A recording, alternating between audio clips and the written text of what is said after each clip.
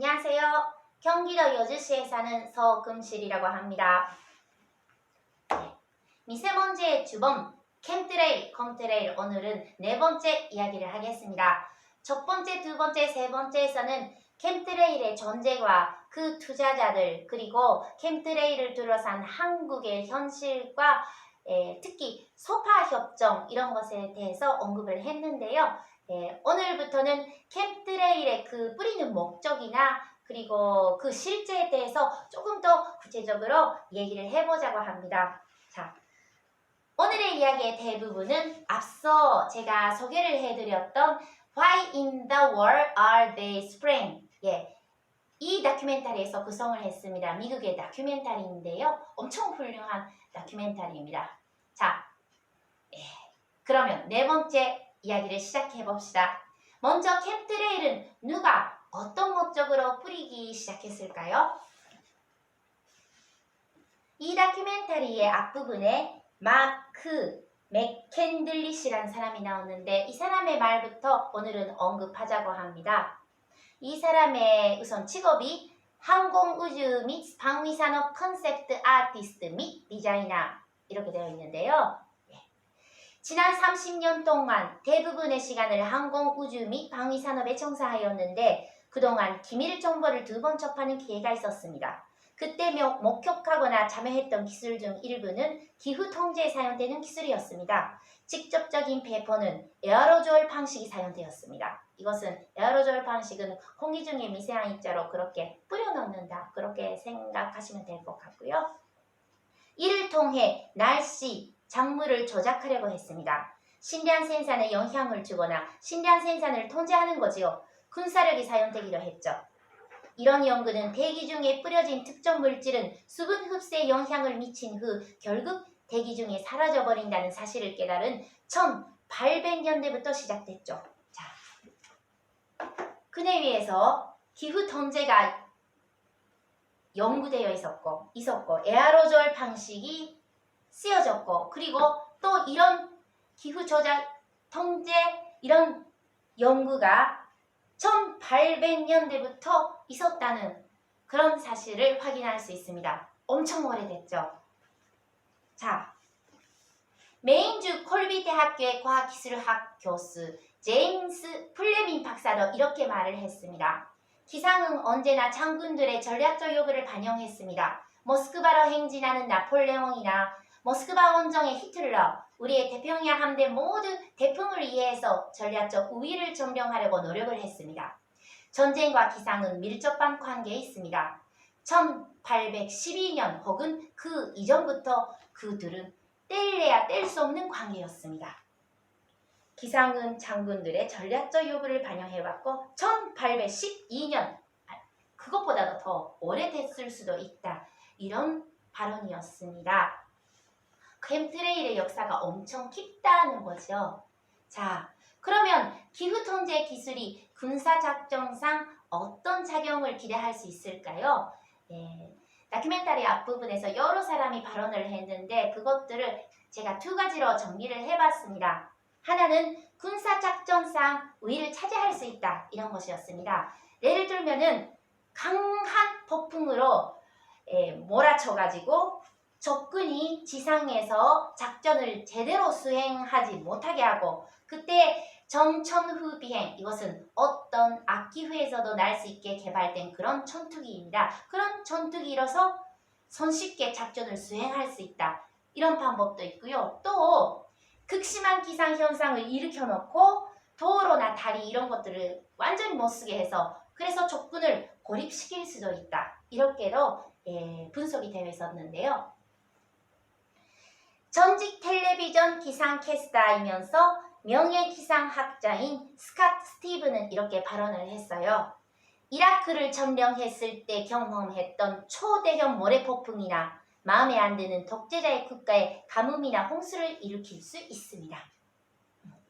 전투전의 적을 완전히 약화시켜 놓는 거죠. 자, 작전도 수행 못하게 하고 제대로 싸우지 못하게 하고 유리하게 전투를 이끌어가는 거죠. 자, 2번째는 적의 신량 생산을 중단시킬 수 있다는 그런 점을 기대할 수 있다고 합니다.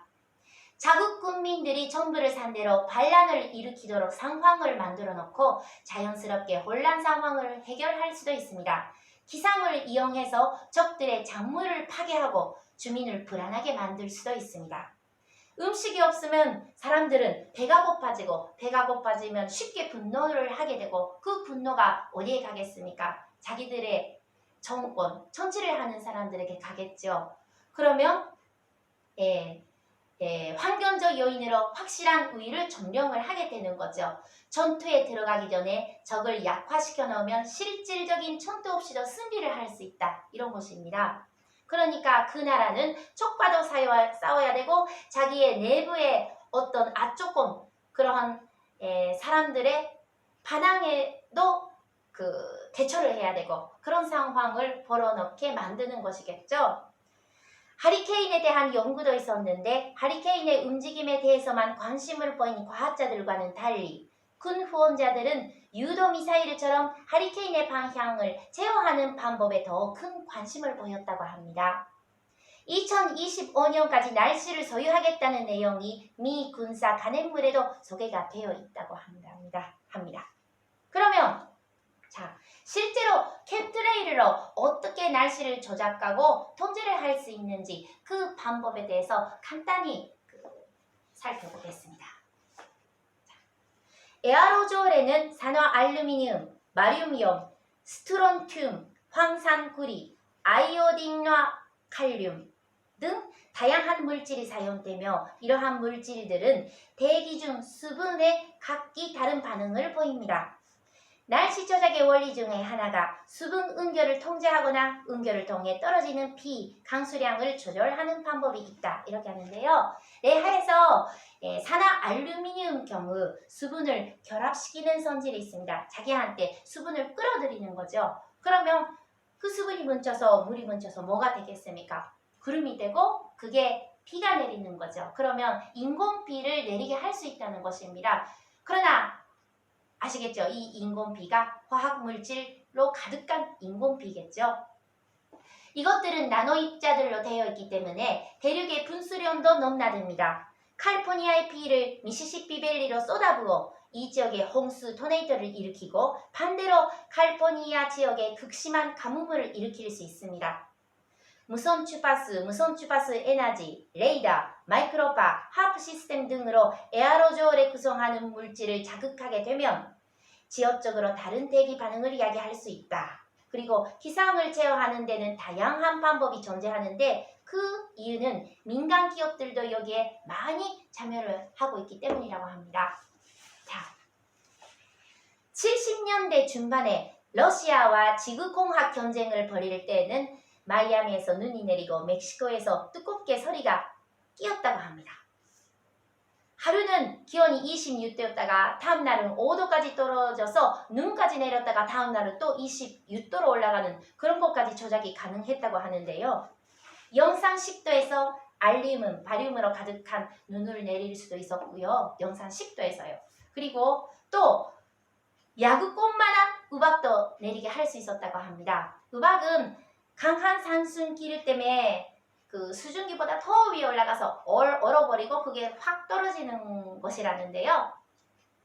그 산순기류, 하프와 같은 인공적인 강력한 산순기류를 여기에 부어 넣으면 이 우박들이 떨어지지 못하고 계속 여기를 돌게 된답니다. 그러면 그 얼음겹이 더 층이 생겨가지고 더 큰 우박을 만들겠죠. 그것이 떨어진답니다. 그러면 당연히 사람도 그렇고 작물도 또 피해를 입을 수 있겠죠.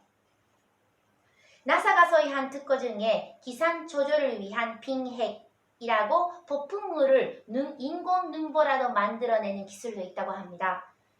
중국도 인공 눈보라를 제조하는 기사가 소개가 되었다고 하는데요. 이게 군사무기의 하나로서 각국이 기후 통제를 연구해왔으며 그게 엄연한 사실이고 그게 어제 오늘의 일이 아니라 어쩌면 제가 태어났을 때 아니면 그 전부터 이런 게 있었다는 사실을 여기서 확인을 할 수가 있습니다. 기상 조절의 특징 중에 하나를 또 말씀드리는데요. 예하면 여기 아라스카에서 이런 제트기류가 이렇게 흘러간다고 합시다. 그러면 상류 쪽에서 어떤 기후 조작을 주면은 하류에서는 더 큰 힘이 된다고도 합니다. 텍사스에서 텍사스 중부에 있었던 폭풍우를 플로리다 쪽으로 밀어낼 수도 있고, 그러면 올랜도 한복판에서 몇 개의 토네이도가 합쳐지기도 하는 그런 현상까지도 나왔다고 합니다. 그러니까 여기서 알 수 있는 것은 한 지역에서 가한 작은 변화가 다른 지역에서 예기치 않는 변화를 낳게 한다. 이게 기후 조작의 하나의 특징 중에 하나라고 생각을 합니다. 소노마츠리 대학교 환경연구 및 계획학사, 미국 농무부 농업진흥청 작물손실 조정가를 은퇴하신 로잘린드 피터선이라는 분의 또 인터뷰를 들어보겠는데요. 미국 정부는 베트남 전쟁 기간 동안에 기상 조절 기술을 완벽하게 수달했고, 다양한 지역에 에이전트 오렌지 같은 독성 화학 물질을 뿌려서 땅, 나무, 풀밭 등의 지형을 고사시키는 기술을 가다듬었습니다. 미 급반 정부는 베트남 전쟁 동안 베트남에 피가 쏟아지도록 폭풍우를 제어할 수 있을 거라고 생각했습니다. 그래서 극소수의 군사사령관들과 대통령에게만 내용을 알려주고 호치민 루트에 피를 뿌리게 했고, 이런 식의 개입으로 군사적 우위를 확보하려고 했습니다. 기후 통제 조절이 전쟁에도 쓰였다는 것을 알 수가 있습니다. 70년대 중반에 환경 조작을 전쟁의 도구로 사용하는 것을 금하는 조약이 체결이 되었습니다. ENMOD 조약이라고 하는데요. 그러나 이 조약에는 하나 큰 문제점이 있다고 합니다.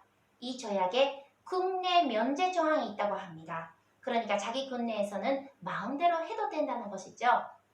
닉 맥이 박사는 이분은 하프 전문가라고 하는데요. 이렇게 지적을 했습니다. 지구 어디인가에서 기상 조절을 한다 해도 그에 따른 영향의 용도를 구분하지 않습니다. 지구공학과 환경 조작의 성격을 이해한다면 그런 면제 조항은 포함해서는 안 됩니다. 한 지역에서 가한 작은 변화가 다른 지역에서는 예기치 않은 변화를 낳게 되는 것입니다. 네. 캠트레일의 네 번째 이야기, 일단 오늘은 여기까지인데요. 저는 이 다큐멘터리에서 거의 반 부분을, 이 1시간짜리의 반 부분, 30 조금 넘게를 지금 제가 요약을 했던 것인데요. 여기서 제가 가장 느낀 것은, 어쨌든 처음에 이것을 봤을 때 느꼈던 것은, 어머, 그렇게 오래전부터 있었던 일인가? 그리고 또 하나는 캠트레일이 있나 없나, 음모론이다 아니다, 이것을 따지기 전에 엄연한 사실로 이렇게 전제를 해왔구나, 그것을 쏟아지는 인터뷰나 그 발언을 들으면서 정신을 못 차렸던 그런 기억이 있습니다. 이것을 제일 처음에 봤을 때는. 그래서 제가 정말 모르고 있었구나. 그냥 생활하고 뉴스 보고 텔레비 보는 것만 이러면은 다 아는 것이 아니구나, 이런 것들을 강하게 느꼈는데요. 자, 제 설명보다 이 다큐멘터리를 직접 보시는 것이 훨씬 더 이해가 되고 마음에 와닿고 확인을 할 수 있다고 생각을 합니다. 유튜브에 Why in the World 여기까지만 치셔도 이게 나옵니다. 그리고 자막도 있습니다. 한국어 자막이. 그러니까 꼭 이거 1시간 시간을 내서 보시기를 저는 적극 추천을 합니다. 자, 이상 오늘 네 번째 이야기 끝내겠습니다. 다섯 번째에서는 다큐멘터리의 뒷부분을 또 이렇게 요약을 해서 보내드리도록 하겠습니다. 오늘도 끝까지 시청을 해주셔서 감사합니다.